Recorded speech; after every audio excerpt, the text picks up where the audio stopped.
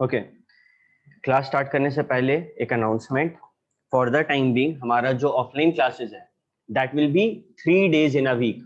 हफ्ता में 3 दिन ऑफलाइन, 3 दिन ऑनलाइन चलेंगे ये महीना। Monday Wednesday Friday law and maths offline होगा, ट्यूसडे थर्सडे सैटरडे ऑनलाइन होगा, और संडे जो बीसीआर होता है वो तो ऑनलाइन ही है। ठीक है, तो इस चीज का ध्यान रखना, मंडे वेडनेसडे फ्राइडे 3 दिन तुम लोग को ऑफलाइन आना चाहिए। ओके चल, let us start। Sale of goods act 1930। याद है हम कुछ बताए थे जब इंडियन कॉन्ट्रैक्ट एक्ट स्टार्ट किए थे कि जो ईयर होता है वो क्या बताता है? हाँ, लॉ किस साल में पास हुआ। ठीक है, फॉर एग्जाम्पल जीएसटी सब जानता है। ठीक है, तुम लोग को पता है जीएसटी जो है 2014 के पहले से ही उसके बारे में मीटिंग चल रहा था। केलकर कमेटी करके कमेटी था जो कांग्रेस के अंडर में बैठा गया था, और ये बात बोला गया था कि हम लोग को जीएसटी वगैरह को कैसे लाना है, क्या करना है। यहाँ पे खाली इंप्लीमेंट हुआ है बीजेपी के अंडर में, बना कब था? कांग्रेस। बट हम लोग कौन सा डेट लिखते हैं जीएसटी के बाद? 2017 की 1 नवंबर 2017। क्यों? इस दिन ना पार्लियामेंट में पास हुआ था। पार्लियामेंट में बिल कैसे पास होता है किसी को पता है? हम लोग पहले क्या पढ़ रहे थे? CAB citizen amendment ship bill. फिर कुछ दिन बाद सुनने लगे सीएए सिटीजन अमेंडमेंटशिप एक्ट। ऐसा क्यों? क्योंकि वो पास हो गया, पास होता है। बिल पास हो गया। बिल कब पास होता है? जब प्रेजेंट मेंबर्स में जो लोग उस टाइम पार्लियामेंट में हैं उन लोग से वोट लेगा और 2/3 हिस्सा हाँ बोल दे। इसको हम लोग बोलते हैं स्पेशल रेजोल्यूशन। एक होता है ऑर्डिनरी रेजोल्यूशन। मानो यहाँ पे 8 बच्चा है तो सिंपली ऑर्डिनरी रेजोल्यूशन का मतलब 1/3 हाँ बोले। ठीक है, 8 छोड़ो 9 बच्चा है। ठीक है, 3 बच्चा हाँ बोला, पास हो जाएगा वो बिल। ओआर से पास हो जाएगा, छोटा मोटा चीज जिसके लिए ज्यादा माथापच्ची करना नहीं। ठीक है, अभी हम क्लास में ऑर्डिनरी रेजोल्यूशन पास करेंगे। क्या चीज का? मानो कि हम ट्यूबलाइट ऑन करें या नहीं, तो ऑर्डिनरी रेजोल्यूशन 3 बच्चा हाँ बोला, ट्यूबलाइट ऑन होगा। But special resolution is for important matters. Mask हटाना कि नहीं, मानो तुम लोग के सामने रखे, तो ये इंपॉर्टेंट मैटर है, हमको मेजोरिटी को देखना होगा, तब हम पास करते हैं क्या? Special resolution. ठीक है भैया, ये स्पेशल रेजोल्यूशन ऑर्डिनरी रेजोल्यूशन आप हम लोग को क्यों बता रहे? थोड़ा दिन बाद सीएमए वाला तो इंटर में, और तुम लोग अभी कुछ दिन बाद पढ़ेगा कंपनीज एक्ट 2013। Companies act 2013। तुम लोग को पता है अगर तुम लोग रिलायंस का शेयर लेता है तो तुम लोग को उसका एजीएम में बुलाएगा। जिसका भी हम लोग शेयर लेंगे उसका एजीएम एनुअल जनरल मीटिंग में बुलाया जाता है। और ये सब जो है ना एसआर ओआर हम लोग भी पास करेंगे। जैसे तुम लोग अपना डीमैट अकाउंट बनाएगा, शेयर खरीदेगा, तुम लोग को मीटिंग में बुलाएगा। ठीक है, तो इसीलिए हम लोग सीखे ऑर्डिनरी रेजोल्यूशन क्या होता है, स्पेशल रेजोल्यूशन क्या होता है, और बिल एक्ट कैसे बनता है। यहां तक क्लियर कहानी? भैया सेल ऑफ गुड्स एक्ट का आने का क्या जरूरत था? अभी ना हमसे बहुत जन इंडियन कॉन्ट्रैक्ट एक्ट पढ़ाते थे तो कुछ सवाल पूछता था, तो हम बोलते थे हम बाद में बताएंगे, हम बाद में बताएंगे। वो सारा सवाल का जवाब इस चैप्टर में। ठीक है, ये सोगा कब पास हुआ था? 1 जुलाई 1930। नोट्स लेते जाओ सब कोई। ठीक है, टॉपिक में लिखो सोगा 1930।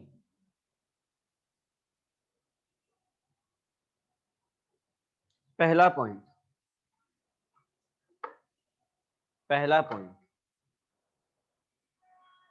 कब आया था? 1 जुलाई 1930। इंडिया के किस किस हिस्से में लगता है? तुम लोग देख रहा है, लिखने में दिक्कत नहीं हो रहा है ना कि लाइट जला ले? हाँ बताओ, इंडिया के किस किस हिस्से में लगता है? All over India. Whole of India. पहले क्या था पता है? Whole of India except Kashmir. लेकिन अब जम्मू कश्मीर में भी लगता है, सारा लॉ। ठीक है, अच्छा एक जनरल सवाल, जम्मू कश्मीर क्या है? स्टेट या फिर UT? State. Ladakh? Ladakh UT है। अच्छा, यूटी यूनियन है। टेरिटरी और स्टेट में क्या अंतर होता है ये बताओ। दिल्ली यूनियन टेरिटरी और बता रही, जो भी यूनियन टेरिटरी है ना, उसको जो सेंटर में है, मतलब जिस सरकार का प्राइम मिनिस्टर है वो देखेगा, उसका पुलिस उसके हाथ में। सिंपल बात। आज दिल्ली में जो हंगामा होता है, कोई भी कभी अरविंद केजरीवाल का नाम नहीं लेता। क्यों? क्योंकि पुलिस उसके हाथ में ही नहीं है, डिफेंस उसका मैटर ही नहीं है। वो हेल्थ देखेगा, एडुकेशन देखेगा, ये सब कुछ देखेगा। तो जो यूनियन टेरिटरी है वो किसके अंडर आता है? सेंटर के अंदर आ जाता है उसका पुलिस। ठीक है, ओके, चलो आगे बढ़ते हैं। इंडिया में 7 और लद्दाख को लेके 8 हो गया। ठीक है, तुम लोग जब जीएसटी पढ़ेगा, अगले, भगवान करे अगला ही साल पढ़ना शुरू कर दे इंटर को लेके, तब तुम लोग को सारा यूनियन टेरिटरी रटवाया जाएगा। ठीक है, क्योंकि जीएसटी का उसमें कुछ और रूल होता है।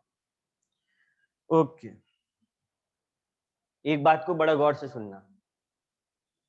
इंडियन कॉन्ट्रैक्ट एक्ट 1872 लगेगा, लगेगा। कोई सामान बेचे, इंडियन कॉन्ट्रैक्ट एक्ट लगेगा, plus sale of goods act.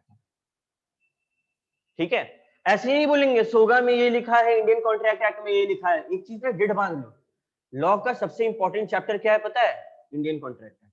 हर चीज पे लगेगा वो। हम नहीं बोल सकते कि कोई गुड्स बेच रहे तो उस पर नहीं लगाएंगे, उस पर वो भी लगेगा, प्लस और अगर हमको गहराई में कुछ जानना है तो किसको लगाएंगे? सोगा। ठीक है, ओके।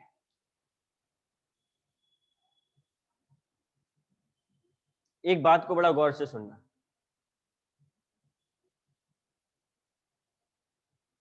कोई भी सामान बेच रहे हैं, सोगा लगेगा। ठीक है, लेकिन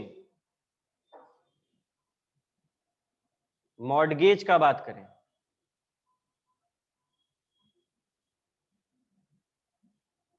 प्लेज का बात करें, सोगा नहीं लगेगा। मॉर्टगेज और प्लेज में सोगा नहीं लगेगा। कोई भी जानता है मॉर्टगेज और प्लेज का मतलब? बात तो सही बोल रही है, लेकिन मतलब क्या है? गिरवी रखना जानता है तुम लोग क्या होता है? हम लोग जब लोन लेते हैं तो कुछ गिरवी रखते हैं, मॉर्टगेज उस गिरवी रखना को बोलते हैं। ठीक है, ये पॉइंट क्लियर है?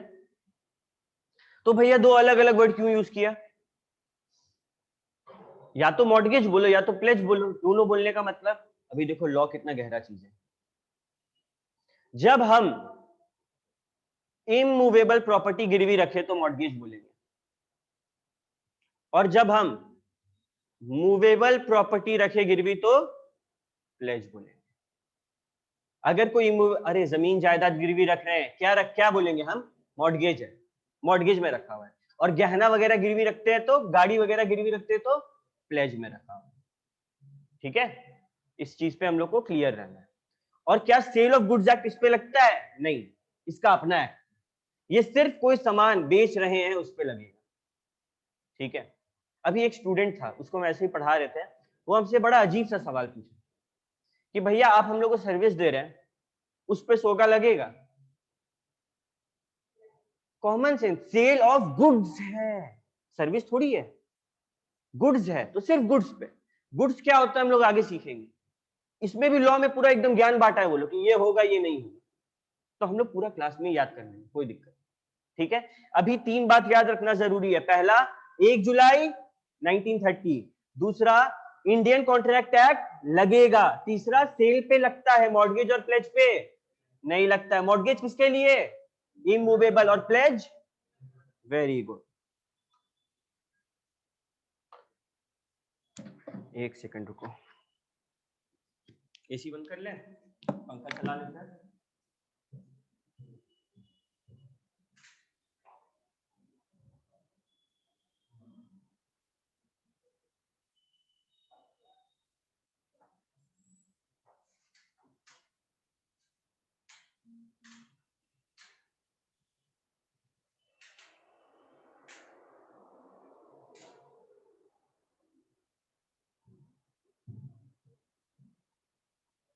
ओके, तो चलो आगे। यहां तक तो कहानी क्लियर है। अभी सेल का बात हो रहा है। सेल में कौन कौन सा पार्टी होता है? एक जन जो सामान बेचेगा और एक जन जो खरीदेगा। बेचने वालों को क्या बोलते हैं? सेलर। वाला को बायर। ऑनलाइन वाला बच्चा लोग भी पार्टिसिपेट करेगा, ठीक है। अभी हम तुम लोग को एक इंटरेस्टिंग बात बताएं, ध्यान से सुनना। जो सामान बेचता है या फिर बेचने के लिए तैयार होता है वो सेलर, ठीक है। सेलर कौन? सारा डेफिनेशन कौन सा सेक्शन में होता है? हम लोग पिछले साल या पिछला साल बोल रहे, पिछला चैप्टर में कौन सा सेक्शन में सारा डेफिनेशन था? सेक्शन 2। सेक्शन 2 में सारा डेफिनेशन था। तो सेलर का भी वहीं पे 2 का पहला डेफिनेशन है सेलर का। क्या बोलता है? हु सेल्स और अग्रीज टू सेल, जो सामान बेचे या फिर बेचने के लिए तैयार हो, ठीक है।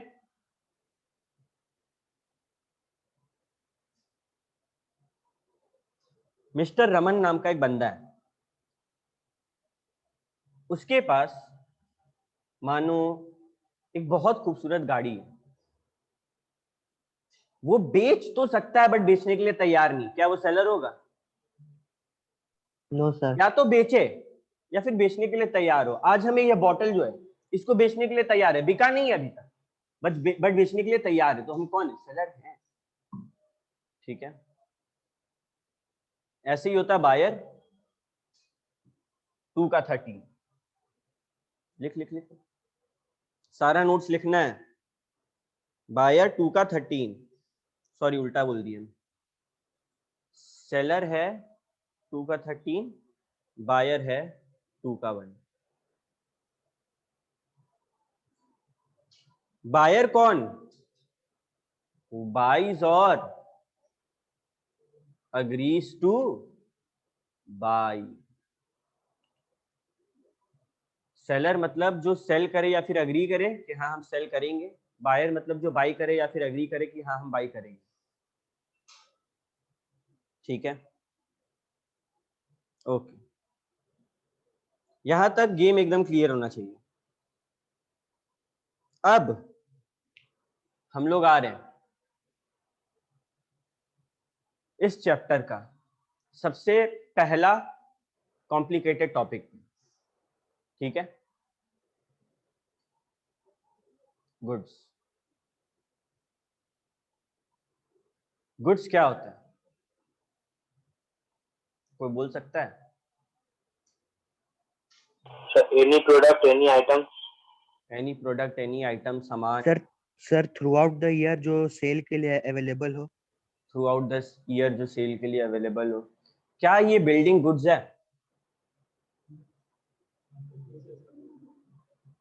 सर अगर हम लोग का वो बिजनेस है, अगर बेचना तब हो सकता है वो।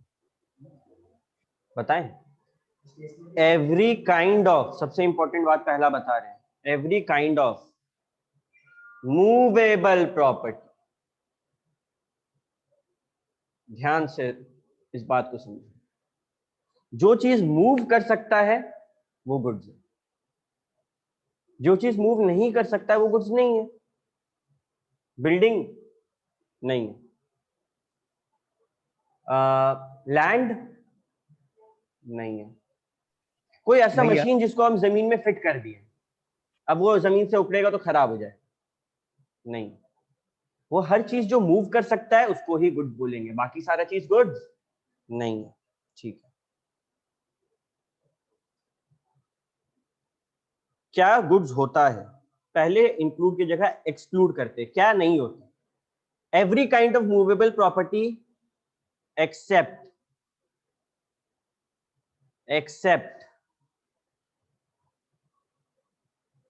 ध्यान भी, अगर उसका वही बिजनेस हुआ तो वो सेल ऑफ गुड्स एक्ट को रेफर नहीं करेगा, वो दूसरा एक्ट को रेफर करेगा। सेल ऑफ गुड्स एक्ट एकदम स्ट्रिक्ट है भाई, कि जो चीज मूव करता है हमको उससे मतलब है, नथिंग एल्स। ठीक है, एक्सेप्ट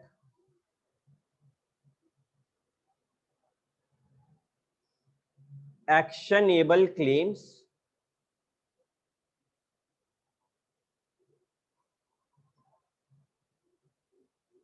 and money।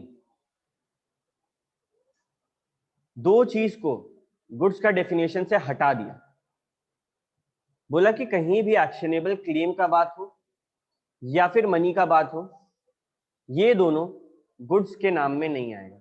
भैया ये एक्शनेबल क्लेम क्या होता है? What is actionable claim? Let me show you.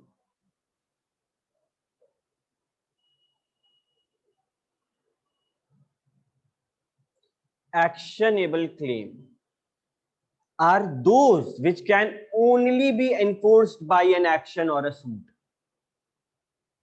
हम तुमको उधार दे के रखे पैसा, ठीक है, अभी तुम मेरा कौन? डेटर, ठीक है, तुमको उधार देगा, वापस देगा, तो मेरा कहाँ आएगा, एसेट में या लाइबिलिटी? एसेट में। हम तो बैठे हुए ना, हमसे पूछा भाई तुम्हारा एसेट में क्या है, हम बोले ये लोग को 5 लाख रुपया देके रखे, जब मांगेंगे तब मिलेगा। बट पहले क्या करना पड़ेगा? मांगना पड़ेगा, कोई एक्शन लेना होगा, तुमको मैसेज करेंगे पैसा दे, कॉल करेंगे पैसा दे, तुम दिया तो ठीक, नहीं दिया तो क्या करेंगे? Case, right. तो पहले ना डाउट होता था कि ये जो डेट होता है, ये जो डेटर होता है, इसको गुड्स बोल सकते हैं? भैया आप क्या बोल रहे हैं, ये कैसे होगा? मतलब मानो अगर हम फैजल को पैसा दिए और मेरे को किसी को पेमेंट करना 5 लाख, तो फैजल को भेज देंगे, हम क्या बोलेंगे? फैजल से पैसा ले लो, हम ऐसा बोल सकते हैं ना, तेरे को 5 लाख चाहिए, मेरा उसके पास बाकी है, उससे ले लो। तो लोग को डाउट होता था क्या ये गुड्स है? ये जो चीज है इसको बोलते हैं एक्शनेबल क्लेम, ये गुड्स नहीं है। बैठा दिमाग में? कोई एक्शनेबल क्लेम मतलब किसी पे केस करके पैसा लेना, वो गुड्स नहीं होता। Let me tell you an example. मेरे पास मेरा मेडिसिन का शॉप, ठीक है, अभी क्या हुआ, हम एक दवाई बेचे और उस दवाई के अंदर वॉर्म था। वॉर्म समझता है तुम लोग क्या होता है? कीड़ा होता है, ठीक है, कीड़ा था। अभी वो दवाई का सील पैक खोला नहीं, उसको कीड़ा दिख गया। तुम लोग को आइडिया है कि वो कितना रुपया टान सकता है कंपनी से? वो कंपनी पे केस, अरे भाई नेस्ले, उस पे केस क्यों हुआ? थोड़ा सा लेड ज्यादा था, 0.0 कुछ %, और उस पे केस हो गया। तो यहाँ तो पूरा का पूरा कीड़ा है, केस तो हो सकता है। क्या ये चीज गुड्स है? नहीं, इसको हम लोग नाम देते हैं actionable claim. Sale of goods act में इसका कोई बात नहीं होगा, पहला। दूसरा, मनी। मनी तो सबको ही जानता है, किसके लिए पढ़ाई कर रहे हैं? मनी कमाने के लिए, पैसा कमाने के लिए। इंडिया का मनी करेंसी क्या है? रुपीस, ठीक है, तो वो गुड्स नहीं है। भैया फॉरेन से अगर मनी आएगा तो वो गुड्स है? वो भी तो मनी है ना भाई, वो भी गुड्स नहीं है। Every kind of movable property except actionable claim and money. साथ में बोला, every kind of movable property except actionable claim and, खाना नहीं खा के आया तुम लोग? मनी। चलो फिर से, every kind of movable property except actionable claim and money. ठीक है भैया, ये दो चीज नहीं होता है। और क्या होता है, क्या क्या चीज है जो गुड्स में इंक्लूडेड है? Includes stock and shares,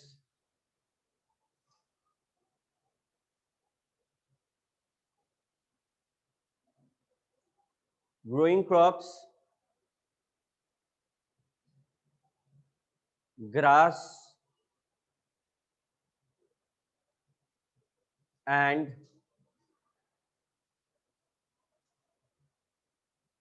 other things attached to land but can be severed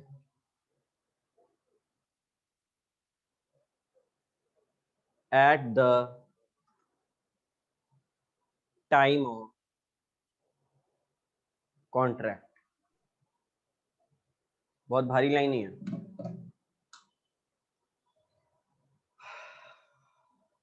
Stock and shares,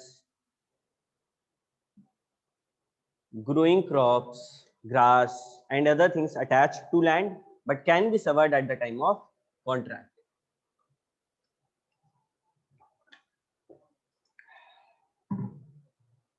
stock and shares के बारे में तुम लोग सबको जानता होगा. स्टॉक एंड शेयर्स के बारे में सब जानता है. स्टॉक क्या होता है? तो फिर शेयर्स क्या होता है? स्टॉक शेयर्स होता है तो शेयर्स क्या होता है? कैपिटल का सर है. वो भी स्टॉक होता है. वो इन्वेंट्री हो गया, इन्वेंट्री वाला स्टॉक. जब बहुत सारा शेयर्स को हम एक गुच्छा में डाल देते हैं ना तो बोलते हैं ये स्टॉक है. अभी क्या हुआ, जोमेटो का आईपीओ आया. हम लोग क्या बोलते हैं? एक लॉट मेरे हाथ में लग गया, जोमेटो का स्टॉक मेरे हाथ में लग गया. मतलब प्रॉपर 10-20 शेयर मेरे हाथ में लगा है. ठीक है. और जब कंपनी का नॉर्मल शेयर्स का बात हो तो शेयर्स, डिबेंचर्स को भी स्टॉक में गिनती लेते हैं. याद करो, बॉन्ड्स एंड डिबेंचर्स. किसी को याद है डिबेंचर्स क्या होता है?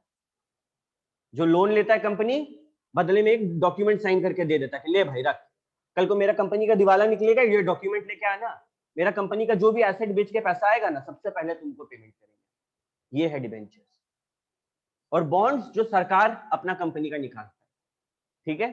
तो स्टॉक एंड शेयर्स गुड्स होता है, मूवेबल है. भैया स्टॉक शेयर्स को हम लोग छू सकते हैं? हाँ एकदम छू सकते हैं. अब ना देखो मोबाइल में चल रहा है, पहले कैसे होता था शेयर्स पता है? शेयर मार्केट पेपर होता था, पेपर जिसमें तेरा नाम लिखा हुआ है. अभी अगर मेरे को इसको बेचना है शेयर, हमको अपना नाम हटाना होगा, ट्रांसफर करने के लिए एक डॉक्यूमेंट बना, अलग फॉर्म आता है, उसको साइन करके इसको देना होगा. अब क्या होता है? हम गए ऑनलाइन, माउस से क्लिक किया सेल, ये गया ऑनलाइन, माउस से क्लिक किया बाई, हो गया. ठीक है. तो स्टॉक एंड शेयर्स गुड्स होते हैं. भैया ग्रोइंग क्रॉप्स, ग्रास, प्याज, आलू, फल, नट्स, क्या ये सब गुड्स में आएगा? आएगा. आएगा. पेड़ क्या गुड्स में आएगा? ट्रीज आएगा? सोचो. लकड़ी काट के सेल कर सकते हैं.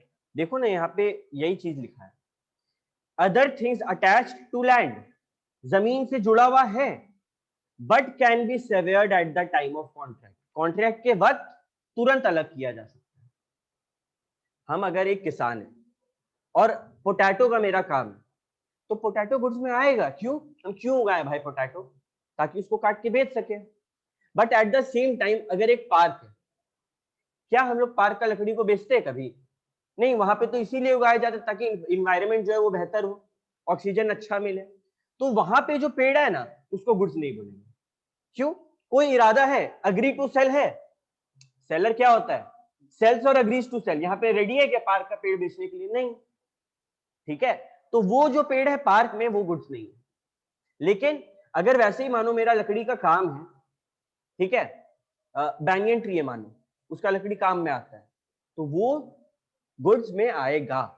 ठीक है. क्लियर एकदम? ओके.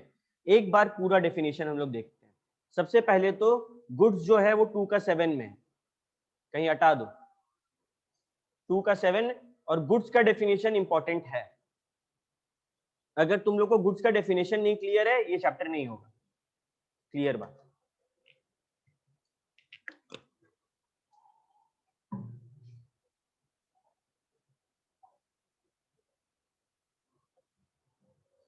ओके. सबका कॉपी हो रहा है ना? गुड्स है 2 का 7. Goods means every kind of movable property other than actionable claim and money. ये दोनों गुड्स नहीं होते. And includes stock and shares, growing crops, grass, things attached to or forming part of land which agreed to be severed before sale or under the contract of sale.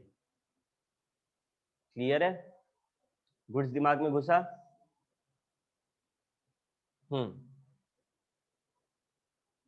Okay. अगला चीज FDR, fixed deposit receipt, जानता है कोई क्या होता है? Sir FD। FD। तुम लोग अबे FD का नाम नहीं सुना तुम लोग? भैया सुने- बैंक सर जब पैसा जमा बैंक में करते हैं फिक्स डिपॉजिट FD कराया करवाते है? हैं। किसका किसका FD है यहाँ पे? पेटीएम पे भैया FD, मेरा। FD तो FD होता है। क्या होगा उसमें ये बताओ? सर उसमें 1 साल या 2 साल के लिए जमा करते भैया हैं। एक सम ऑफ अमाउंट हम लोग जमा कराते हैं और उसमें पर ईयर हम लोग को इंटरेस्ट मिलता है। मतलब एक लमसम अमाउंट डाल दिए, आने वाला मानो लॉन्ग टर्म के लिए 5 साल 10 साल के लिए डाल दिए, कम टाइम का भी होता है बट हम लोग लंबा टर्म से सोचते हैं और उस पर इंटरेस्ट एंजॉय करते हैं, हर साल मिलेगा। अरे कल को तुम लोग कोई गया KBC में 7 करोड़ जीता, ठीक है, तुमको बोला 8% इंटरेस्ट है, FD दे रहा है तुम 7 करोड़ किसी बैंक में डाला, हर साल 8% आ रहा है, कितना होगा 7 करोड़ का 8%? 56 लाख रुपया। समझ में आया? कल को KBC जाएगा तो क्या करना उस पैसा का, पूछेगा अमिताभ बच्चन क्या करना है, क्या बोलेंगे? FD करा के छोड़ देंगे, 56 लाख हर साल आएगा ही, ठीक है। लेकिन FD में एक प्रॉब्लम है, हम 10 साल का कराएं, हमको 7 साल बाद पैसा चाहिए, हम 10 साल का कराएं, पैसा की जरूरत पड़ गई 7 साल में, अब क्या करें? एग्जैक्टली 7 करोड़ का हुआ है, काट के देगा पैसे, मानो 6.5 करोड़ देगा, ठीक है। हाँ पेनल्टी लगाता है एक हिसाब से कि आप 7 करोड़ दिए थे, देखो जब मैच्योर होगा ना तो और पैसा मिलेगा, 7 से ज्यादा होके मिलेगा, बट ऐसे काट के दे। अभी तुम सोचो मेरे पास 7 करोड़ का FD है, हमको 7 साल बाद पैसा चाहिए, ठीक है, अगर हम FD तोड़ेंगे मेरा तो सीधे 50 लाख का नुकसान, 3 साल में 50 लाख का नुकसान, समझ आ रहा है क्या होता है? ठीक है, तो अब क्या किया जाए? हम सोचे कि एक काम करते हैं, ये जो FD है ये किसी और को बेच देते हैं, मेरा 50 लाख का नुकसान भी नहीं होगा, अगला को पैसा भी मिल जाएगा। मतलब मानो मेरे पास 7 करोड़ है, ठीक है, 7 करोड़ का FD रखा है, हम बोले ले पप्पू तुम पूरा ले ले 7 करोड़ का FD, वो हमको 7 करोड़ रुपया दिया, वो FD ले लिया, अब जो इंटरेस्ट है वो किसको मिलेगा? उसको, हमको नहीं मिलेगा, उसका फायदा है ये खरीदने में, इसीलिए ना वो खरीद रहा है। हाँ यही तो है, जो रिसीट मेरे हाथ में है ना, फिक्स डिपॉजिट रिसीट, वो तेरा होगा, मतलब अब मेरे पास पैसा है हम तेरे को देते जाएंगे, और इसको गुड्स बोलते हैं, FDR को गुड्स बोलते हैं, ठीक है, FDR are considered as a goods. Clear है?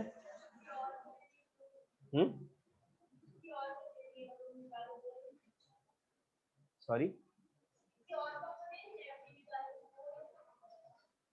देख हम जब FD करते हैं ना तो मेरे को वो लोग बदले में बैंक कुछ प्रूफ देगा, वो प्रूफ होता है रिसीट, जिसको बोलते हैं FDR फिक्स्ड डिपॉजिट रिसीट, वो मेरे हाथ में, मेरा बैंक अकाउंट लिंक्ड है, सारा पैसा जो उसका इंटरेस्ट का मेरे पास है, हम तेरे को दे दिए वो रिसीट, कल को जब पैसा मैच्योर होगा तेरे पास आएगा, इंटरेस्ट तेरे पास आएगा, बस।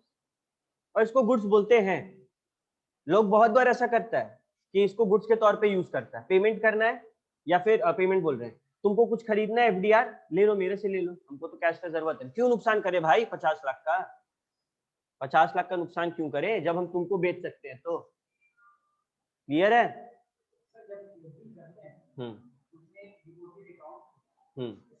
सर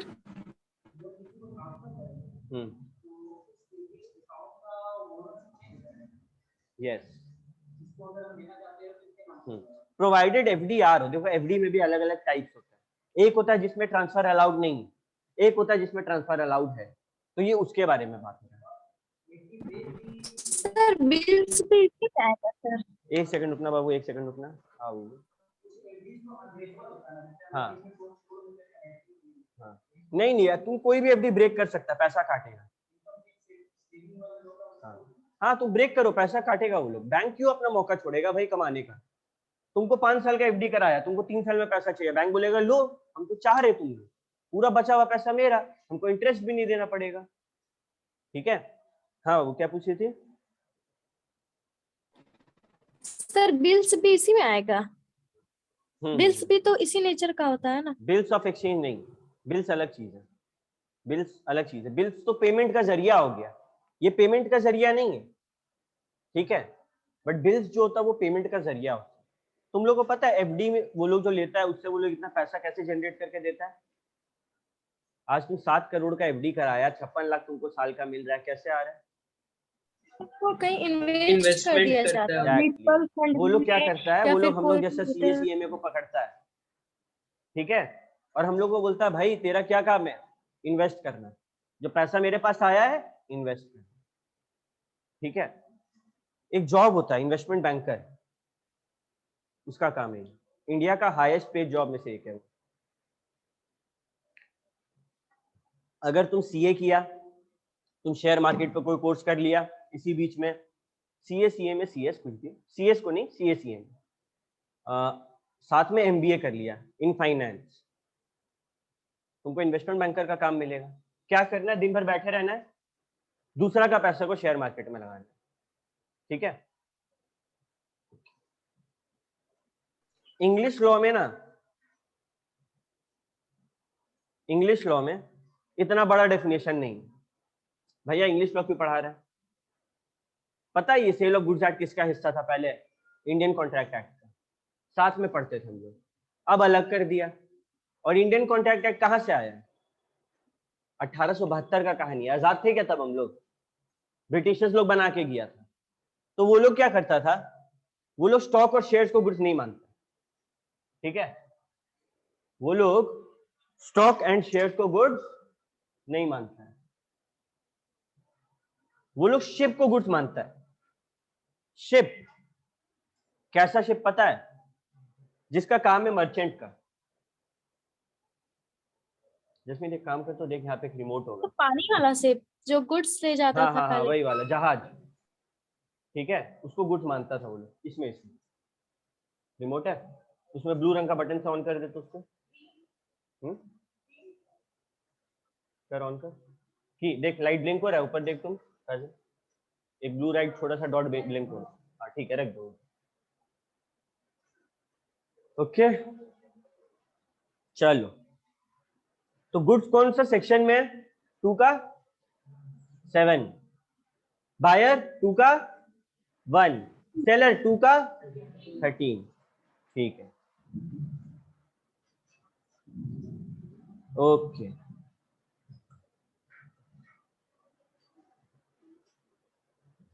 नाउ एक सेकंड रुकना।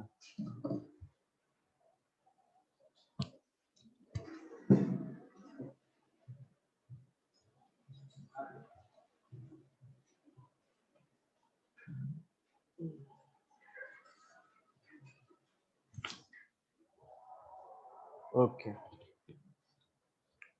गुड्स अच्छा से क्लियर है ना सबको? कोई भी डाउट है पूछ लो। स्टॉक गुड्स होता है क्या?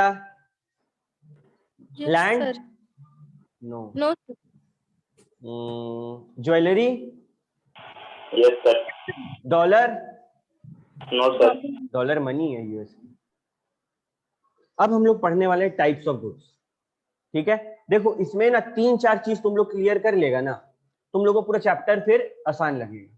सबसे ज्यादा इंपॉर्टेंट है डेफिनेशन, गुड्स क्या होता है, गुड्स कितने टाइप का होता है, और दूसरा चीज जो हम लोग पढ़ेंगे डिलीवरी क्या होता है, डिलीवरी कितने टाइप का होता है। ये क्लियर रखना जरूरी है। ये हो गया बेस जिसके ऊपर हम लोग का मकान बनेगा। ये अगर खराब है ना, इसमें कोई भी कॉन्सेप्ट का दिक्कत हो। ठीक है, so let us learn about types of goods. Types of goods.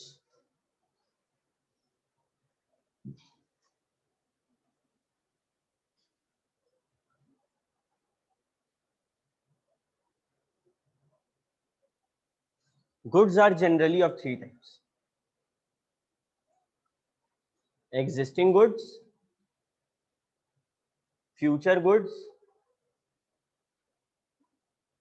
contingent goods.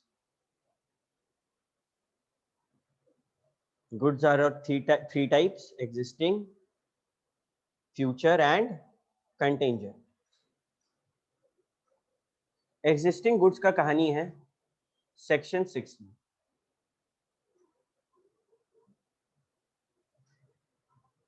Future goods का कहानी है सेक्शन 2 का 6 में, 2 सबसेक्शन 2 क्लॉज 6 में। ठीक है,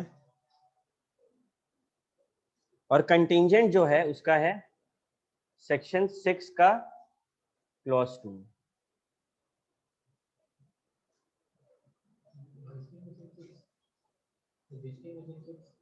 एग्जिस्टिंग में 6, फ्यूचर में 2 का 6, कंटिंजेंट में 6 का 2। कितना इजी है ना? देखना कितना भयंकर कंफ्यूज होगा तुम लोगों को लगेगा 2 का 6 किसमें था, सब सिमिलर है।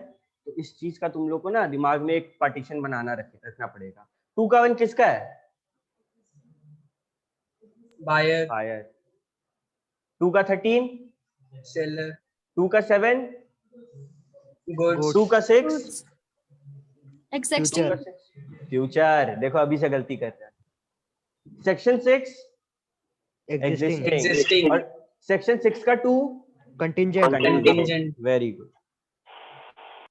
चलो अब हम लोग समझते हैं सबसे पहले एग्जिस्टिंग गुड्स क्या होते हैं। What are existing goods? Simple word में बोले तो अवेलेबल मत रुको मत लिखना। Owned and possessed at time of sale. Owned and possessed at time of sale.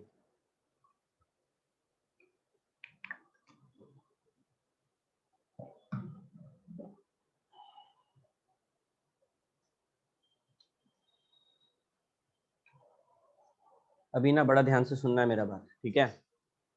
दो टर्म तुम लोग के सामने आया है, ओन्ड एंड पोजेस्ड।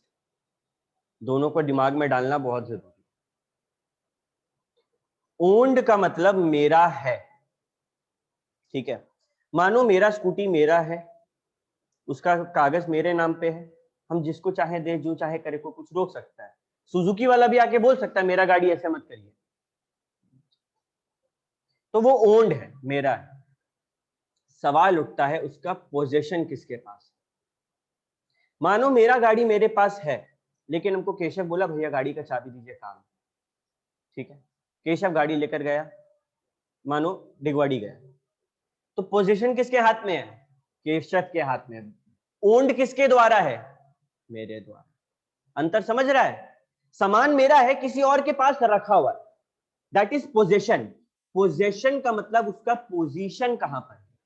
पोजेशन का स्पेलिंग देखो, POSSESSION, ठीक है? इसका मतलब उस सामान का पोजीशन किसके पास है। हो सकता है कोई उसका ओनर नहीं हो, लेकिन फिर भी उस सामान का पोजीशन उसके पास है। आज हम कार खरीदे, ठीक है? मेरे पास रखने के लिए जगह नहीं है, तो हम क्या होता है, रेंट पे हम लोग गराज ले सकते हैं। बहुत सारा गराज है बड़ा बड़ा, रेंट पे उसको पैसा दो, गाड़ी रखो। ओनरशिप किसका है? मेरा है। पोजीशन कहां पे है? किसी और का गराज है। अंतर समझ में आ रहा है? एग्जिस्टिंग गुड्स का कहानी सुनो। एग्जिस्टिंग गुड्स का मतलब आपका है, आपके पास, आपका है, आपके पास है, दोनों चीज होना जरूरी है, तभी हम एग्जिस्टिंग गुड्स उसको बोलेंगे, ठीक है? मतलब simple, available with the seller at the time of sale. तुम लोग मेरे पास आया, मेरा एक दुकान है मानो राशन का, तुम लोग बोला भैया आप लोग के पास सोयाबीन होगा, मेरे पास मेरा दुकान में सामने पैकेट टंगा हुआ है, तो ओनरशिप भी है, पोजीशन भी है, हम इसको बेच सकते हैं। कोई हमसे पूछा कैसा गुड्स है, हम बोले एग्जिस्टिंग गुड्स है, मतलब मेरे पास अभी है। चलो, फ्यूचर गुड्स का मतलब, फ्यूचर गुड्स का मतलब as the name suggest, sir जो गुड्स फ्यूचर में बनेगा अभी है नहीं। exactly, will be made available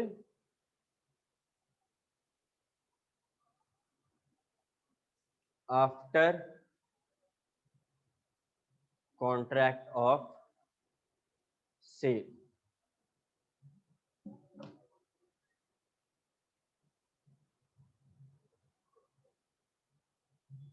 will be made available after contract of sale। तुम लोग अभी जिस फर्नीचर पे बैठा हुआ है, ये हम लोग मानो बोल के बनवाए, कारपेंटर को बोले कि ऐसा ऐसा बनाना है। पहले क्या हुआ, सेल का कॉन्ट्रैक्ट हुआ, कॉन्ट्रैक्टर कारपेंटर ने क्या बोला, हाँ हम आपको फर्नीचर बेचेंगे, हम अपना रिक्वायरमेंट दिए, फिर उसको बनाकर बेचा ना, ये फ्यूचर गुड्स है। मतलब अगर आज हम कारपेंटर के पास गए, उसको बोले कि मेरे को ऐसा ऐसा करके ना टेबल चाहिए, तो what he will do, he will make it. अभी तक बना हुआ है क्या, ओनरशिप पोजीशन उसके पास है क्या, है ही नहीं भैया अभी तक, अभी तो एग्जिस्टेंस में ही नहीं है। तो ये क्या है, फ्यूचर गुड्स। सिंपल। वाइकीकी सब गया है, एनीबॉडी? वाइकीकी सब जानता है ना, डोसा बनाता है यहाँ पे, उसका एक स्प्रिंग रोल वेज डोसा है, खाना का भी एक नंबर है, ठीक है। एक अकेले नहीं खा पाएगा तुम लोग, तो 2 जन जाने।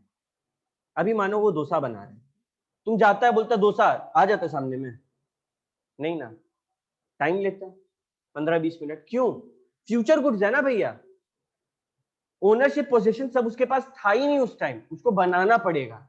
आपका कॉन्ट्रैक्ट ऑफ सेल होगा, उसके बाद वो सामान अवेलेबल होगा। जबकि मोमोज एग्जिस्टिंग गुड है, गए बोले मिल गया। अंतर समझ में आ रहा है? ओके, बताओ पानी पूरी क्या होगा, फ्यूचर या existing? Sir Existing, existing. Chow mein future good. Future बनाता है वो लोग ऑर्डर के बाद। डोमिनोज का पिज्जा वो भी future, फ्यूचर होगा सर। जनरली फ्यूचर, ठीक है। Kurkure existing, existing. चलो, मानो पपी, डॉग वाला पपी, ठीक है, क्या होगा, future goods. future, future goods. Contract of sale के बाद डिपेंड करता है, मानो पपी अवेलेबल है अगर, ठीक है, बच्चा हो चुका है, तो फिर क्या है, एग्जिस्टिंग है। बट मानो 3-4 महीना बाकी है, तो क्या बोलेंगे, फ्यूचर है। क्लियर है? ठीक है।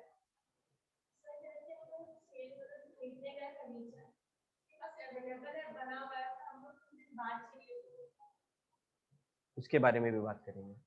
जसमीत का सवाल है कि मेरे को खरीदना है, हम पेमेंट करने के लिए भी तैयार है, बट डिलीवरी आज नहीं चाहिए, आज हम यहाँ से घर नहीं जाएंगे, बाहर जाएंगे, आउट ऑफ स्टेशन, तो हम उसको क्या नाम दें? तो वो गुड्स कौन सा है पहले ये बताओ, एग्जिस्टिंग, बस। अब ये जो पॉइंट है ये हम लोग आई थिंक थोड़ी देर में ही पढ़ेंगे, ठीक है। ओके, कंटिंजेंट का मतलब क्या होता है, एनीबॉडी? सर अनसर्टेन इवेंट पे जो। कितना बार बताना है, सही जवाब अनसर्टेन इवेंट। कंटिंजेंट का मतलब हम कितना बार बताएं, याद नहीं हो रहा तुम लोग को? कंटिंजेंट क्या था बताओ, कोई चिंता, अरे भाई कोई केस चल रहा है मेरे खिलाफ, तो वो अनसर्टेन इवेंट है। कंटिंजेंट लायबिलिटी कहाँ आता है, बैलेंस शीट में, नोट्स क्लास में बताएं हम, ठीक है। तो कंटिंजेंट मतलब अनसर्टेन। तुम लोग ना आदत डाल लो ये सब जो लैंग्वेज है उसका। तुम लोग कभी किसी प्रोफेशनल को बात करते हुए देखा है, कभी किसी डॉक्टर को बात करते हुए देखा है?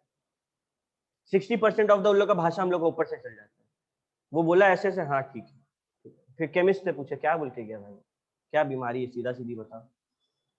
वैसे ही हम लोग जब बात करें, हम लोग प्रोफेशनल है, ठीक है, इकोनॉमी का डॉक्टर है हम लोग। इकोनॉमी जब गिरता बढ़ता है ना, तब हम लोग के पास आते हैं। जब डिमोनेटाइजेशन हुआ, नोटबंदी हुआ, सबसे ज्यादा भीड़ किसके पास था, सीएस के पास। तो हम लोग को अच्छा भाषा का यूज करना जरूरी है। कंटिंजेंट मतलब कोई भी अनसर्टेन इवेंट का बात करना है, हम लोग क्या बोलेंगे अपना क्लाइंट को कि ये किसी कंटिंजेंट इवेंट के ऊपर है, ठीक है। बहुत बार क्या होता है, कंटिंजेंट होता है गुड्स, ठीक है, डिपेंड करता है कि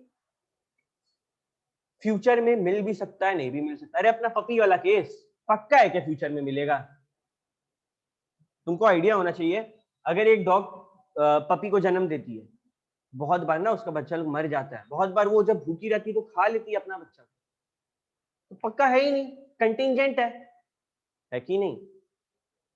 पक्का क्या होता कि बच्चा हो चुका है, एग्जिस्टिंग गुड्स है, हमको बेचना है।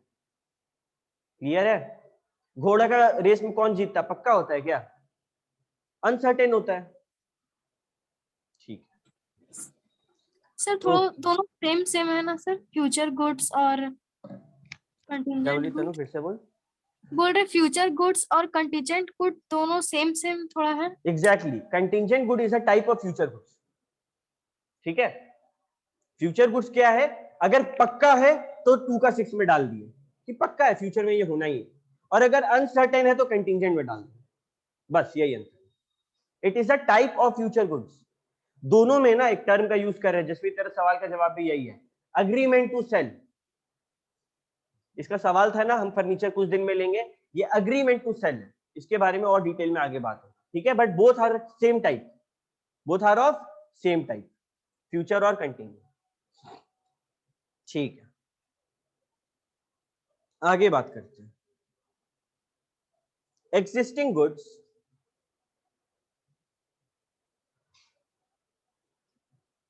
एग्जिस्टिंग गुड्स 3 टाइप के होते हैं,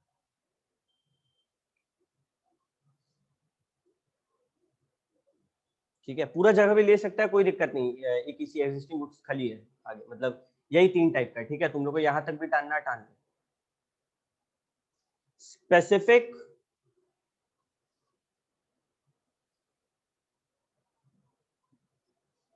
ascertained, unascertained, specific, ascertained, unascertained,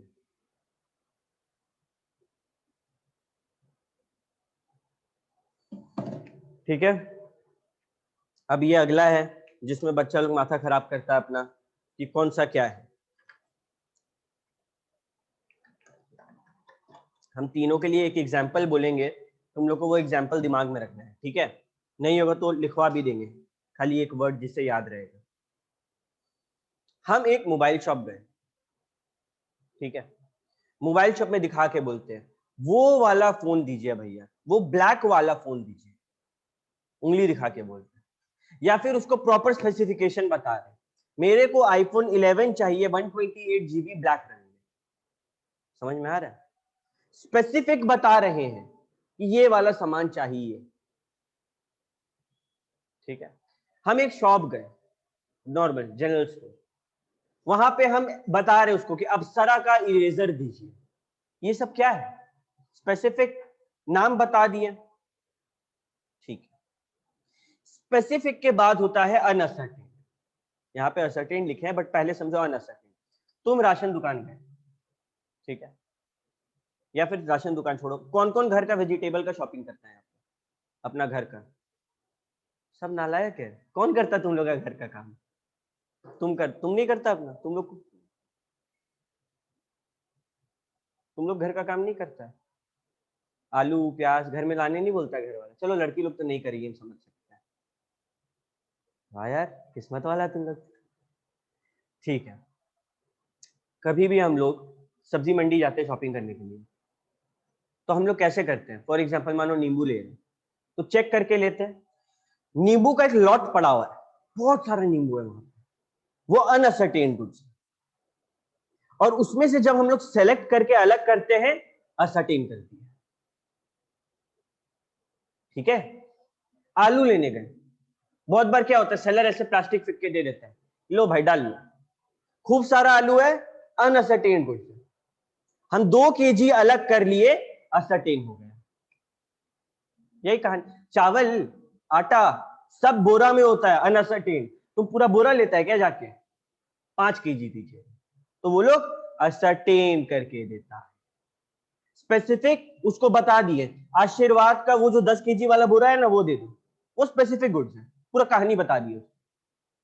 uncertain भैया लॉट पड़ा हुआ है, उस लॉट से जब अलग कर रहे हैं क्या हो रहा है, असर्टेन हो जा रहा है। क्लियर है? ओके। तो स्पेसिफिक का कहानी क्या है?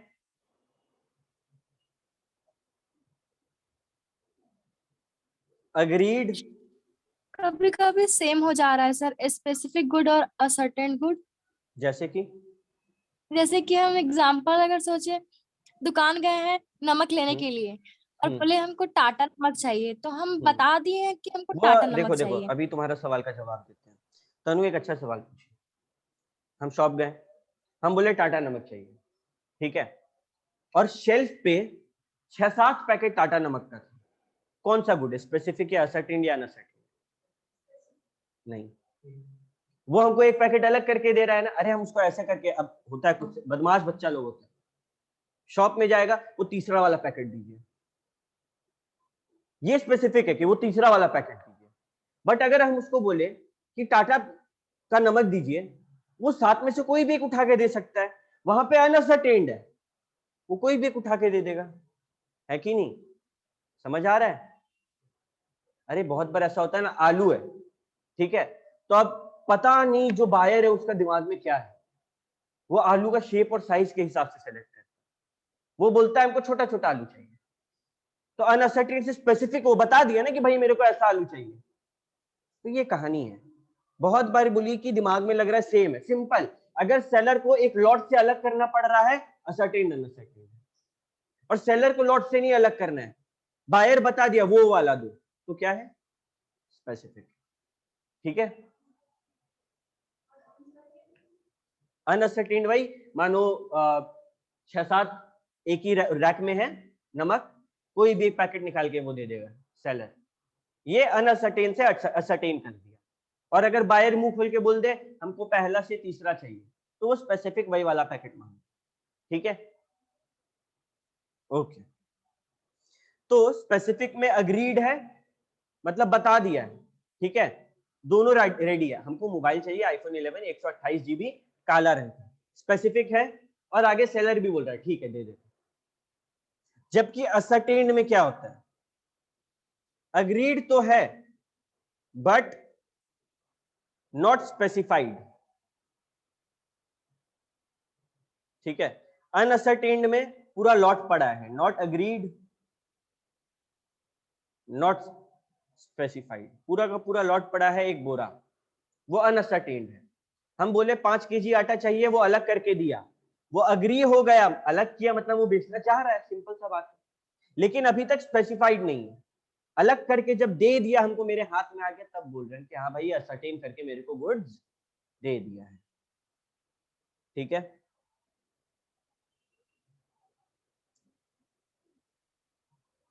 चाहो तो एग्जाम्पल में लिख लो ताकि याद रहे एग्जाम टाइम फटाफट।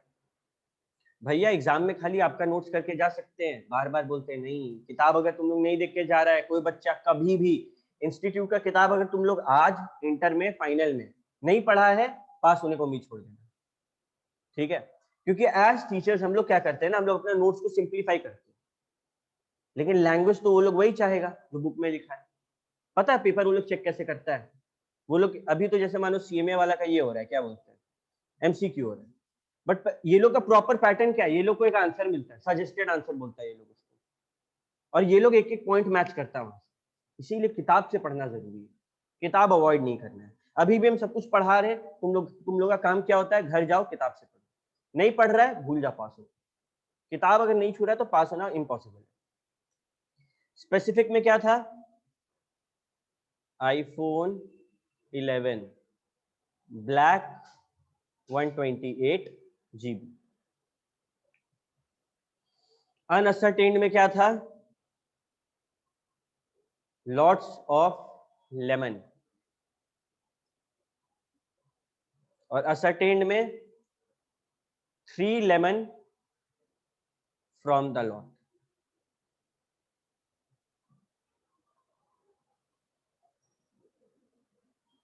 Three lemon from the lot. 2 का 14 में स्पेसिफिक गुड्स का ज्ञान दिया है, बस ये याद रखना, स्पेसिफिक याद रखना। 2 का 14 में स्पेसिफिक गुड्स का ज्ञान दिया है, ठीक है। क्लियर, गुड्स में किसी को कोई दिक्कत नहीं है। अगला पॉइंट, सर बुक में लिखा हुआ है कि ये जुडिकल इंटरप्रेटेड है, तो इसमें मतलब अगर ऐसा कुछ क्वेश्चन आता है तो वही लिखना पड़ेगा। जैसे कहाँ इसमें पे? लिखा हुआ है कि कोई एक्ट नहीं बना हुआ है, किसको बुक में लिखा? लिखा हुआ है फोटो खींच के ग्रुप में भेज, अ व्हाट्सएप वाला। Certain good.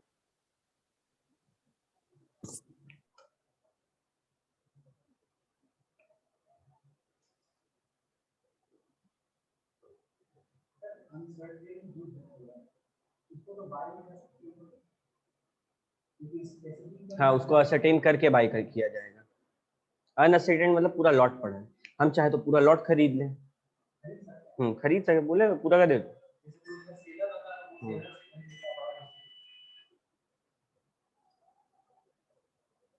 भेजी। Yes sir. जो हाईलाइट किए भाई, बुक है किसी के हाथ में अभी? थर्ड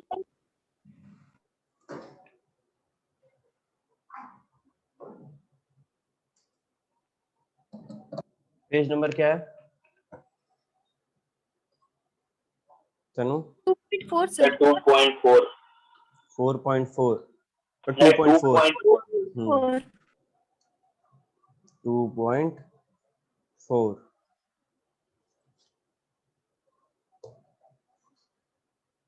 सर तीसरा लाइन असर्टेन बी पॉइंट का तीसरा line, this term is not defined in the act but has been judicially interpreted. In actual practice, the term ascertained good is used in the same sense as specified goods. इसका simple मतलब है, देखो हम तुम लोगों को कोई act का नाम नहीं लिखा है ascertained unascertained में, क्योंकि ये समझ से समझा गया है। That's it. जुडिशियल इंटरप्रिटेशन ऐसा कुछ नहीं है कि वो लोग इसके ऊपर लॉ बनाया, इसका डेफिनेशन दिया, नहीं, दिमाग लगा के समझा है बस, ठीक है, यही बोल रहे हैं आपने। ओके हाँ, अब हम लोग क्या पढ़ रहे हैं? डिलीवरी। डिलीवरी कहाँ है? 2 का 2, बायर 2 का 1, सेलर 2 का, अरे तुम लोग को कॉपी है, कॉपी में देखो, सेलर 2 का 13 गुड्स 2 का 7 गुड्स कितने टाइप के होते हैं? पहला एग्जिस्टिंग, किसमें है? Section 7 6, specific good section 6। उसके बाद दूसरा ascertained good सेक्शन 2 का क्लॉज 6 और कंटिंजेंट सेक्शन 6 का क्लॉज 2 स्पेसिफिक गुड्स 2 का 14 असर्टेन्ड नहीं बताया, अनअसर्टेन्ड नहीं बताया, ठीक। डिलीवरी 2 का 2, ओके। देखो डिलीवरी का जो डेफिनेशन है उसको हम लोग ध्यान से देखते हैं। सेक्शन 2 का voluntary transfer of possession by one person to another, ठीक। वॉलेंटरी का मतलब अपने मर्जी से, कोई टाइप का जोर जबरदस्ती नहीं है, सिंपल दूसरा वर्ड में बोले क्या है? फ्री कंसेंट है। फ्री कंसेंट पढ़े हैं ना?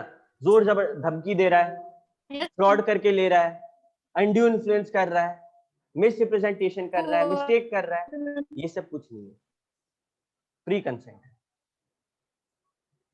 Voluntary transfer of possession from one two another, किसका ट्रांसफर हो रहा है? पोजेशन का, ओनरशिप का बात हुआ। बहुत बार क्या होता है, हम डिलीवरी दे दिया, ओनरशिप ट्रांसफर नहीं हुआ। आज तुम ही बोला कि भैया मेरे को एक कंप्यूटर का जरूरत है, मेरे घर पे पड़ा था, हम बोले लो यूज करके 2 महीना बाद लौटा दे। पोजेशन ट्रांसफर हो गया, मेरे पास से तुम्हारे पास चल गया, ओनरशिप अभी भी मेरा ही है, ठीक है। डिलीवरी मतलब पोजेशन ट्रांसफर हो रहा है, ठीक है। Delivery of goods may be made by doing anything, which has the effect of putting the goods in the possession of the buyer or is it? Yes. Hello sir, बोल रहे delivery मतलब आप बोल रहे थे पोर्शंस देना, तो हम लोग ऑनलाइन शॉपिंग करते हैं वो भी तो डिलीवरी ही ना करता है सर, हाँ, वो हाँ, हमारा आ जाता है, हाँ ऑन तो हो जाता देखो जरूरी नहीं है ओनरशिप, हो सकता है ओनरशिप पास हो रहा है, हो सकता है नहीं, समझो बात। बहुत बार क्या होता है डिलीवरी मतलब ये नहीं कि अगर तुम्हारे पास डिलीवरी आए तो वो तेरा, ये नहीं बोल रहे हैं, ठीक है। थोड़ा बड़ा नजर से देखना पड़ता है ना ये लोग। बहुत बार ऐसा होता है कुछ हम गिरवी रखे तो ध्यान रखना है कि वो डिलीवर आपके पास हुआ है, भले ही ये एक्ट नहीं लग रहा वहां पे, बट इस चीज का ध्यान रखना है कि जब बात डिलीवरी का कर रहे हैं ट्रांसफर ऑफ पोजीशन लिखना है एग्जाम में, ओनरशिप नहीं लिखना है, ठीक है। क्योंकि ओनरशिप मे और may not transfer eight the time of delivery. बहुत गहरा लाइन बोल रहे हैं, सुनो। ओनरशिप मे और may not transfer eight the time of delivery. हम मानो कार लेकर आए हायर परचेज सिस्टम पे। हायर परचेज जान रहे हैं ना क्या होता है? क्या होता है? सर उसमें इंस्टॉलमेंट में पैसा देते हैं, रेंट पे जिसको बोल सकते हैं सिंपली। EMI, लास्ट इंस्टॉलमेंट के बाद सामान तुम्हारा। पूरा फांकी मारा 11th 12th तुम लोग ना। हायर परचेज में क्या होता है? इंस्टॉलमेंट सिस्टम होता है, EMI जिसको बोलते हैं कि जो लास्ट इंस्टॉलमेंट होगा ना ओनरशिप तब ट्रांसफर होगा, ठीक है। तो अब मेरा डिलीवरी तो तेरे पास आ गया, गाड़ी तो तुम चला रहा है, हर महीना EMI पे करे, ओनरशिप तेरा हुआ अभी तक।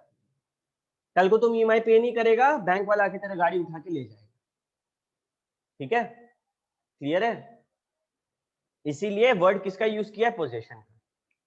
अभी डिलीवरी जो है ये भी 3 टाइप का है।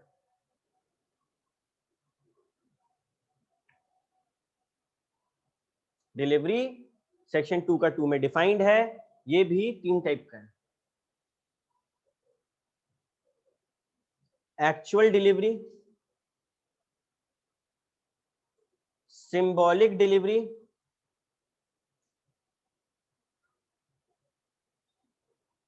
और कंस्ट्रक्टिव डिलीवरी।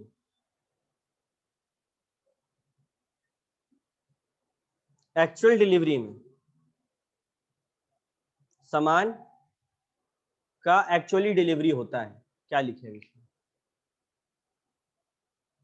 तुम गया शॉप में, फ्रिज खरीदा, पेमेंट कर दिया, फ्रिज ऑटो से तुम्हारा घर आ गया, एक्चुअल डिलीवरी, ठीक है। मतलब सामान मेरे पास आ गया है।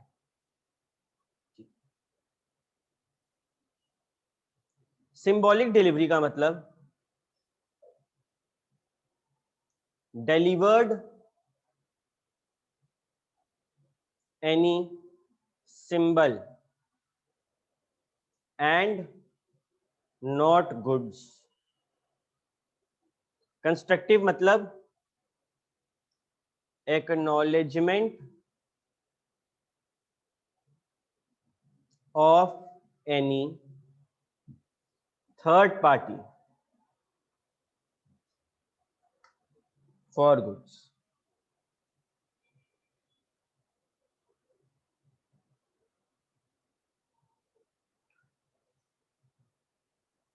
समझाएंगे, पहले लिख लो क्या कहानी है।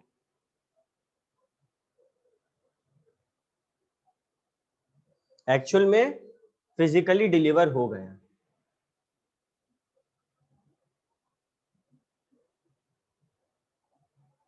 सिंबॉलिक में सिंबल के तौर पे डिलीवरी हो रहा है, कंस्ट्रक्टिव में एक्नॉलेजमेंट डिलीवर। लिख रहा था क्या? लो लिख।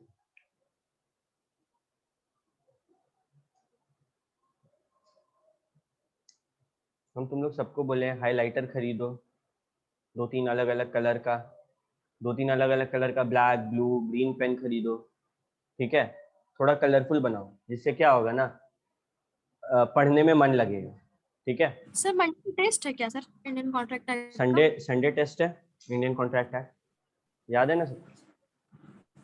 तैयारी हुआ है? टेस्ट हम तभी लेंगे जब तैयारी हुआ हो, तैयारी नहीं हुआ तो बोलो और टाइम दे देंगे।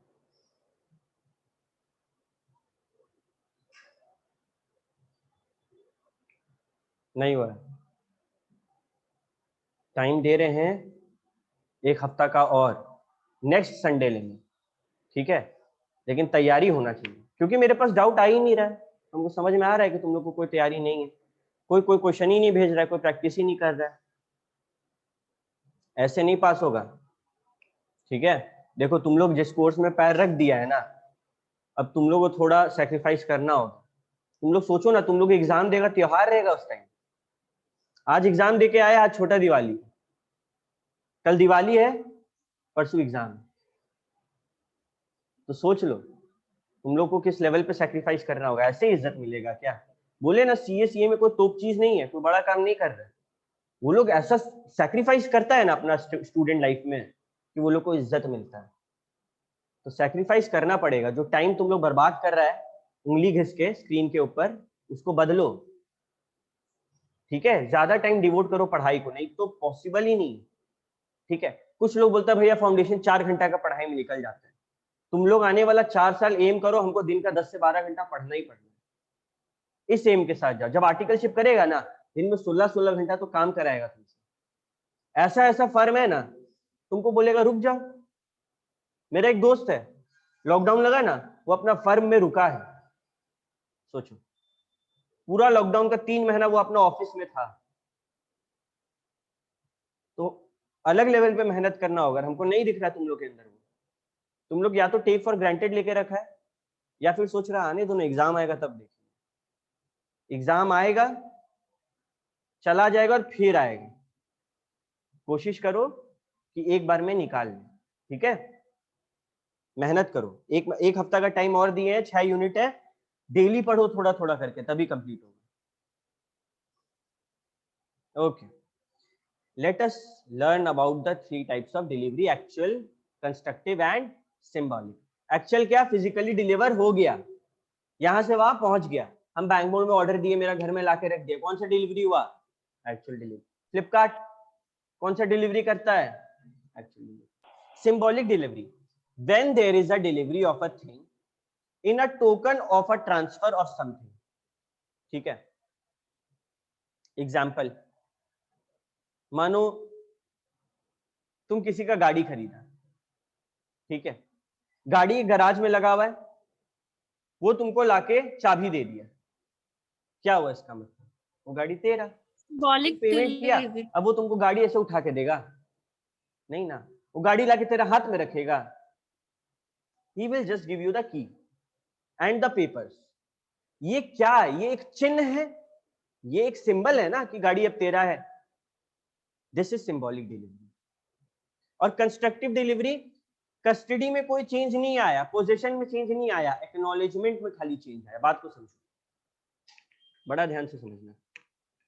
मेरा एक गोदाउन है, ठीक है, मानो बैंगलोर में, वो गोदाउन में बहुत सारा कपड़ा है, और मेरे को अंशु बोला कि भैया मेरे को आपका गोदाउन खरीद।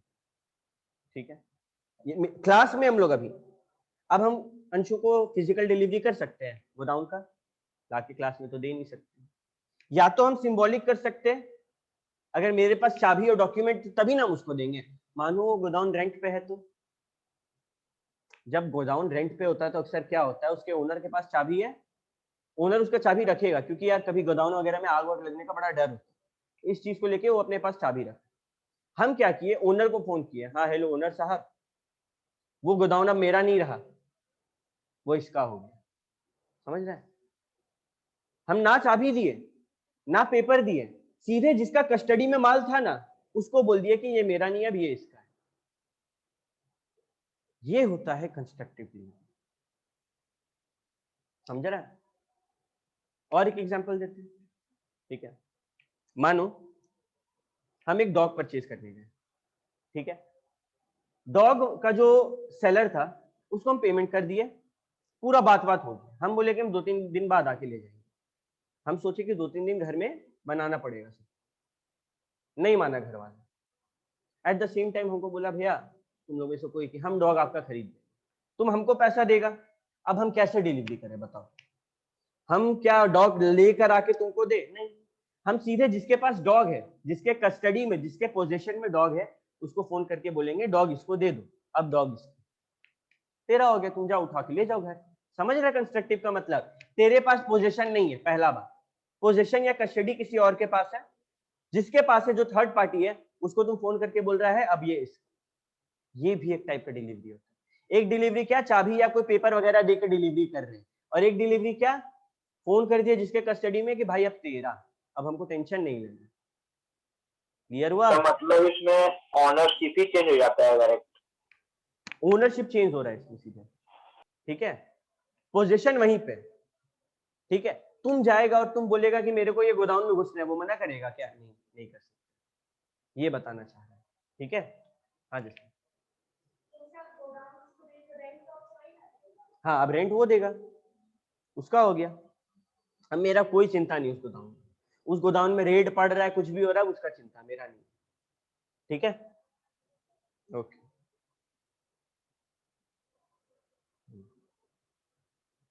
Mercantile agent. मर्केंटाइल एजेंट मतलब इन दी ऑर्डिनरी कोर्स ऑफ बिजनेस, जो बंदा आपका मिडिलमैन या ब्रोकर का काम करे। एजेंट कौन होता है? तुम लोग कोई एजेंट है किसी चीज का? मानो तुम लोग एमआर जानता है, एमआर के बारे में क्या होता है? दवाई दुकान जो होता है ना, अभी मानो एक कंपनी है सिप्ला, ठीक है। अभी सिप्ला क्या करेगा, खुद जा जाके दवा सामान बेचेगा नहीं, वो आदमी रखता अपने अंडर में। आदमी लोग बैग पहनता भारी भारी एकदम, जाता है दुकान दुकान में, आपको क्या चाहिए लिखता है, अगर अभी होता है तो दे देगा, नहीं तो बाद में देगा। ये लोग एजेंट है जो कंपनी के लिए काम कर रहा है। हम अपना दुकान में एक स्टाफ रखे, वो कौन है? मेरा एजेंट है जो मेरे लिए सामान बेच रहा है, simple. It means an agent having in the customary course of business, मतलब बिजनेस के दौरान का बात है ये, ठीक है। As such agent authority either to sell goods or to consign goods for the purpose of sale or the buy goods or to raise money on the security of the goods. Simple word में ordinary course of business में जो काम हम कर सकते हैं, सामान बेचना, सामान खरीदना, सामान कंसाइनमेंट पे भेजना, सेल ऑन अप्रूवल बेसिस पे भेजना, जिस चीज का हक उसको हम दिए वो मेरा एजेंट है, ठीक है। ओके, अब आते हैं अगला टॉपिक, प्रॉपर्टी। लिख लो इसको, जब भी इंग्लिश में लिखेगा प्रॉपर्टी इन गुड्स, ना वो मत लिखो, वो तो नोट से याद हो जाएगा। प्रॉपर्टी इन गुड्स जब भी लिखेगा इंग्लिश में, तुम लोग क्या लिखेगा पता है? इसका मतलब क्या दिमाग में आना चाहिए? ओनरशिप। ओनरशिप का फैंसी वर्ड है प्रॉपर्टी इन गुड्स।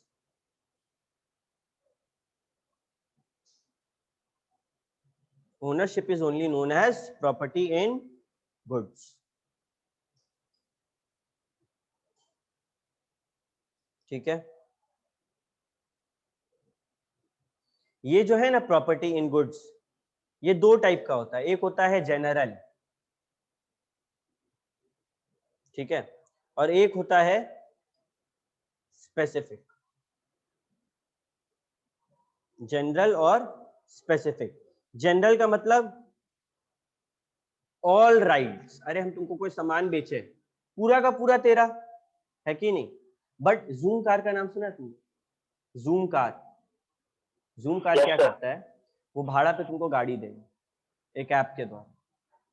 तुम अपना ड्राइवर लाइसेंस अपलोड करो, भाड़ा पे गाड़ी बुक करो, ऑलमोस्ट 2000-2500 में अच्छा गाड़ी तुमको रात भर के लिए दे दिया, ठीक है।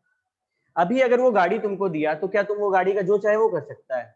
वो तेरा हो गया, कुछ हक तुमको मिला उसका, समझो। तुम जूम कार्ड से तुम क्या किए, गाड़ी भाड़ा पे ली, ठीक है, और मस्त गाड़ी को मॉडिफाई करा दी और वापस कर रहे हो। क्या तुम्हारे पास गाड़ी मॉडिफाई कराने का हक था? तुम्हारे पास कौन सा राइट था, कौन सा प्रॉपर्टी था? स्पेसिफिक प्रॉपर्टी, चुपचाप चलाना था। जब तुम वो गाड़ी खरीदता तब ना आता जनरल प्रॉपर्टी की, जो करना है करो उसके साथ, काला पीला नीला हरा जो करना कर दो, कोई दिक्कत। लेकिन अगर स्पेसिफिक राइट है तो जो हक कैसे प्रूव कर सकते? गाड़ी चलाने का हक मिला, चुपचाप चलाओ। ओला ड्राइवर, उसको गाड़ी चलाने का हक मिला, खाली वो चला सकता, मॉडिफाई नहीं करा सकता। पता है अगर ओला टूट जाए, ओला उबर अगर टूट जाए चलते टाइम, तो उन लोग क्या करता है, पहले फोन करके बताता है कि गया है भैया टूट, बनवाई की। समझ आया? ठीक है, ओके। अगला term, document of title.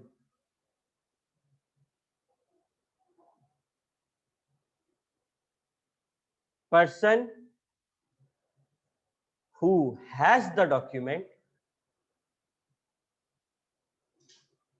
person who has the document gets the good.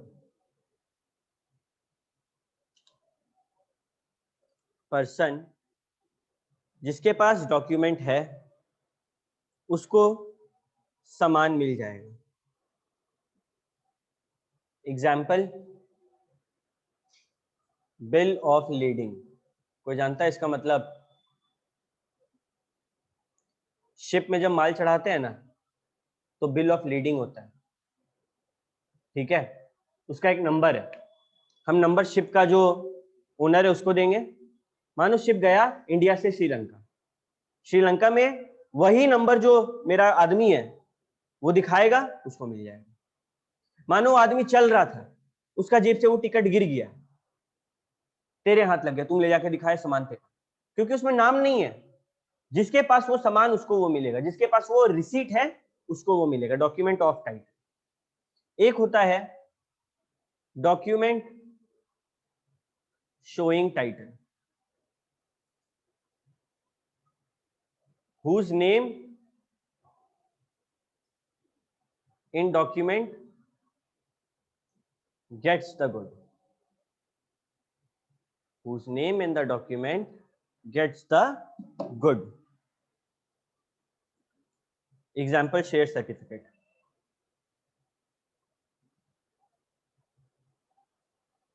Share तो गुड्स होता है. हम तुम लोग को क्या बताए थे पहले के टाइम पे? क्या होता था, अगर हम अपना कंपनी का शेयर तुम लोग को बेचे हैं तो एक सर्टिफिकेट है, उसमें तेरा नाम है, तुम कितना रुपया में शेयर लिया है, कितना शेयर लिया है, तेरा साइन, मेरा साइन सब रहेगा. ये होता है शेयर सर्टिफिकेट. अभी मानो वो शेयर सर्टिफिकेट तुम खो दिया, ठीक है, और वही शेयर सर्टिफिकेट कोई और लेकर आया, बोला कि ये शेयर मेरा है, हमको पैसा दे दीजिए. उसको मिलेगा पैसा, तेरा नाम है. तेरा गाड़ी का पेपर है, वो हम लेकर गए थाना और बोले कि ये मेरा गाड़ी है, हमको इसको बेचना है. थाना में कहीं भी गए, मेरे को ये गाड़ी बेचना है, क्या तुम उसका ओनर है? डॉक्यूमेंट शोइंग टाइटल, नाम किसका है भाई? ठीक है, जिसका नाम उसका. अगर मानो हम शिप में माल चढ़ाए और हम बोल दिए कि मिस्टर एक्स को देना है, तो वहां पे मिस्टर एक्स अपना आधार कार्ड दिखाएगा तब उसको मिलेगा, नहीं तो नहीं मिलेगा. ठीक है, आज इंडिया में भी जब बहुत बड़ा ऑर्डर आता है ना ऑनलाइन, उनको अपना आधार कार्ड दिखाना होता है. डॉक्यूमेंट शोइंग टाइटल, जिसका नाम है उसको देंगे और किसी को नहीं देंगे. ठीक है, डॉक्यूमेंट ऑफ टाइटल जिसके पास है उसको मिल जाएगा. ठीक है, लॉटरी का टिकट खरीदा, तेरा जेब से गिर के किसी और के हाथ में लगा, तो अब तो उसका वो लॉटरी का टिकट दिखाएगा, उसको मिल जाएगा. ठीक है, तेरा नाम थोड़ी लिखा था, डॉक्यूमेंट ऑफ टाइटल है, शोइंग टाइटल नहीं है. सर रेलवे स्टेशन का टिकट. रेलवे स्टेशन का टिकट क्या है? Document of title. जिसके पास है वो ट्रेन में बैठ के घूम सकता है. लेकिन अगर रिजर्वेशन हो तो शोइंग टाइटल. तुमसे पूछेगा भाई अपना आधार कार्ड दिखाओ तो. ठीक है, देखो, document of title, document showing title. Document of title में unconditional undertaking to deliver the goods to the holder of the document. जिसके पास भी डॉक्यूमेंट है, बिना किसी कंडीशन के उसका हाथ में हम सामान रखते हैं. जबकि डॉक्यूमेंट शोइंग टाइटल में person named in the document दिखा रहा है. आराम से ऐसे ही नहीं, does not allow that person to transfer the goods by mere endorsement. ऐसे ही नहीं मेरा मन किया तुम दे दिए, नहीं, नाम बदलवाओ. मेरे को घर बेचने का मन करता है, ऐसे बिक जाता है, नाम बदलवाना पड़ता है ना. चलो घर तो गुड्स नहीं है, फिर भी एग्जांपल है डॉक्यूमेंट शोइंग टाइटल का कि भैया नाम आपको अपने नाम पे रजिस्ट्री करवाना पड़ेगा, तब वो आपका होगा. तुम जमीन खरीदेगा कल को तो रजिस्ट्री होता है ना कोर्ट में. ओके,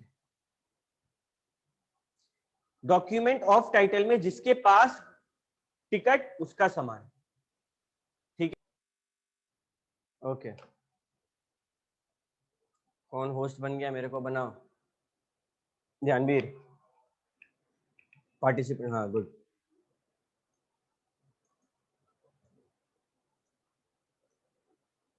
ओके, तो हम लोग थे डॉक्यूमेंट ऑफ टाइटल में एग्जाम्पल बता रहे थे डॉक्यूमेंट ऑफ टाइटल का, bill of lading, dock warrant, ये भी शिप जो है, शिप कार्गो जो होता है ना, उसी से रिलेटेड है।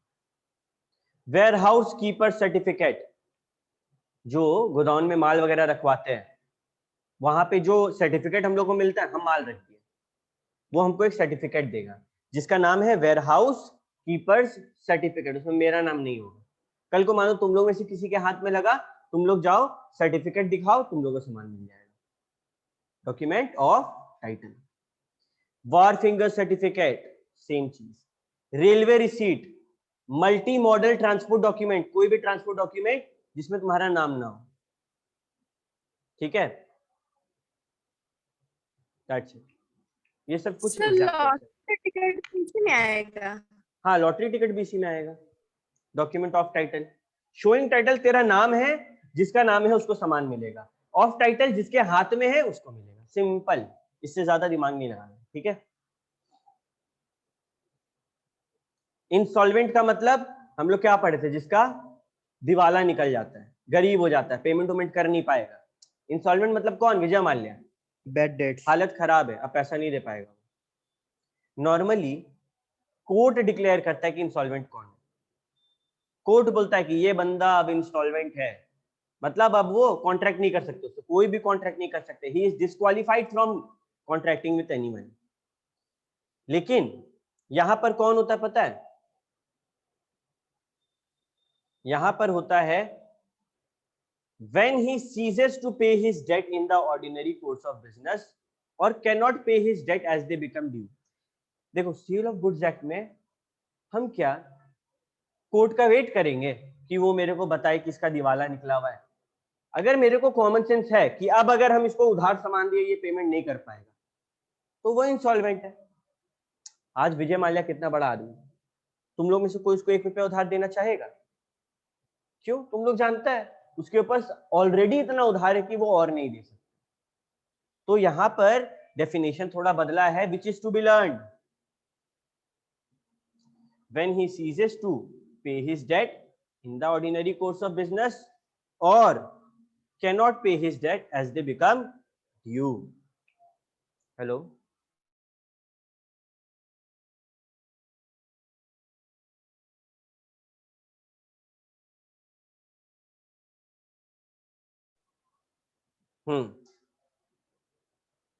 ठीक है। प्राइस, जो भी रुपया का पेमेंट मिलेगा, मनी कंसीडरेशन। बार्टर सिस्टम आएगा क्या? बार्टर सिस्टम जानता है?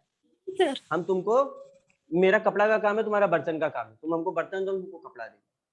सेल ऑफ गुड्स में नहीं आएगा। हम तुमको कपड़ा दिए, बदले में पैसा मिल रहा है, तभी सेल ऑफ गुड्स एक्ट, नहीं तो बाहर में जाओ। मनी मिल रहा है तभी सेल ऑफ गुड्स एक्ट, नहीं तो नहीं। ये कुछ बेसिक्स है जो हम लोग आज इतना जो पढ़े ना, ये बेसिक्स था। अगला क्लास थोड़ा सा बेसिक्स और फिर असली चैप्टर में घुसे। असली चैप्टर में क्या है भैया? तुम अपना घर से, मानो अपना दुकान से सामान ट्रक में लोड किया, भेजा, रास्ता में चोरी हो गया, किसका नुकसान? सेलर का या बायर का? कैसे? लॉ पढ़ा है तुमने? ये तो कॉमन सेंस लगा। लॉ क्या बोलता है? सर वो इंश्योरेंस करवाया होगा ना, तो उसका क्लेम सब हम लोग पढ़ेंगे, ठीक है। ये है मेन चैप्टर। इसको, ये सब चीज पढ़ने के लिए हम लोग इतना प्रिपरेशन किए, ठीक है। तो आज का क्लास यहाँ पे खत्म होता है। तुम लोग का क्या होमवर्क है? इसको बुक से रीड करना, पहला। दूसरा, इंडियन कॉन्ट्रैक्ट एक्ट शुरू कर लो। नेक्स्ट संडे टेस्ट है। हम चाहते हैं टेस्ट में तुम लोग अपना 100% दो, ताकि तुम लोग को दिखेगी तुम लोग कहाँ लैग कर रहे हैं, ठीक है। मिलते हैं नेक्स्ट क्लास, तब तक के लिए tata bye bye. Thank you sir. Thank you भैया।